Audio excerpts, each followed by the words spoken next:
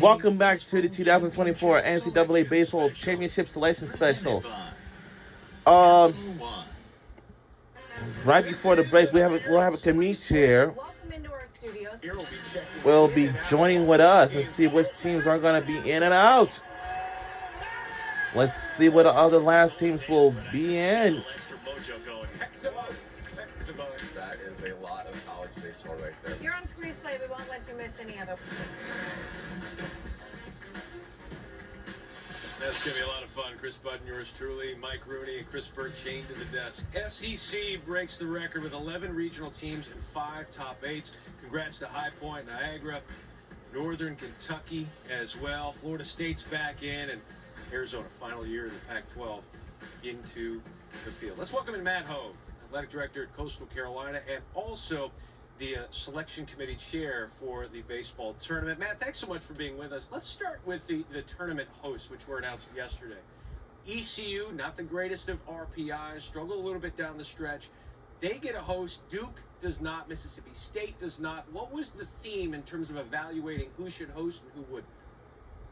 First off, guys, happy Memorial Day to you. Certainly want to send our appreciation to all those that have served in our military and sacrificed so we can enjoy this great game of college baseball. But to your question, Matt, that was a collection of teams that we spent a good deal of time on. There was great deliberation within the room to determine those final couple of host sites. I think what it came down to was a variety of factors, really a holistic approach.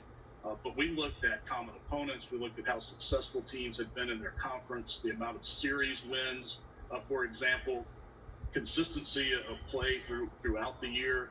And, committee felt, particularly looking at common opponents and how well teams had fared against the same out-of-conference opponents or inside the league. And at the end of the day, the committee felt that East Carolina deserved that spot. Let's take a look at the bubble here, the last 4 in, the first 4 out, and these are in alphabetical order. Coastal Carolina, Indiana, JMU, and UCF. We saw a lot of those celebrations, certainly magnifying the fact that they were on the bubble. Cal, Charleston had a really good last 2 months of the season. Cincinnati, TCU gets left out. How would you describe the margins here in the separators, Matt? The margin's razor thin. I think, in my experience, this was one of the most difficult years we've had. A lot of groups of teams that had quality resume items. Again, I think a thread that seemed to weave through that last grouping of schools was strength of schedule. I think the committee felt very strongly about that as we reviewed and vetted and scrubbed through an incredibly thorough process all of those teams that you just listed on the screen. And I think in many cases that ruled the day. Also, I think one thing that will be a key issue going forward is you don't have full round-robin league schedules anymore. So we really had to dig deep. Who was playing the most difficult schedule within their league? How many series did you win, especially when you had a cluster of teams maybe in the same conference? So very difficult.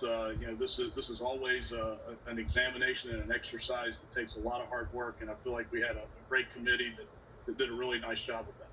One of the teams we did not see on the bubble was Florida. They clearly were firmly in there, one of a handful of teams that finished 13-17 in conference play. Florida with losses to St. John Stetson, St. Mary's, Jacksonville, lost 6 straight series before ending the campaign, taking 2 of 3 from Georgia. What was the conversation with Florida, and how do you compare a team like Florida to a bubble team like a Charleston? Significant amount of deliberation and conversation, no question about that. I think, again, one of the key aspects for Florida was that strength of schedule. I think number 1 in overall strength of schedule, number 13 in non-conference strength of schedule. That was something that mattered a lot. It weaved through a lot of the conversations, but we did spend a great deal of time considering Florida and their overall resume. And again, I think you bring up a great issue and a great question.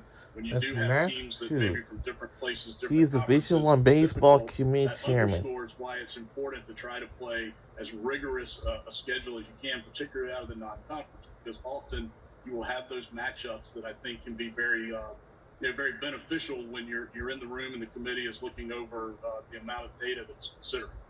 Matt, you know you're going to hear this, so I'm going to ask it. Kansas State, Indiana, Coastal Carolina, Florida, ECU gets a somewhat controversial host. All of those teams have members from their athletic department on the selection committee. How would you characterize the challenges of having a committee with so many people that have a vested interest in the outcome? Yeah, I think that's a fair question, Matt. We have a very strict safety net procedure within the NCAA's protocols and rules. If any schools are discussed that have committee members representing them, they have to leave the room. They can't be a part of the discussion. They also cannot be a part of the voting procedure. So there are recusal protocols in place and other protocols to keep that fair and balanced. Matt Hogue, Division I Baseball Selection Committee Chair. Matt, it's never an easy job. Thanks for facing the music. Congratulations on the field, and we'll enjoy the tournament. Thank you, guys. See you in Omaha. Matt Hogue, Matt Schick, Kyle Peterson, and Mike Rooney. Your thoughts on what you just heard? I would say kind of a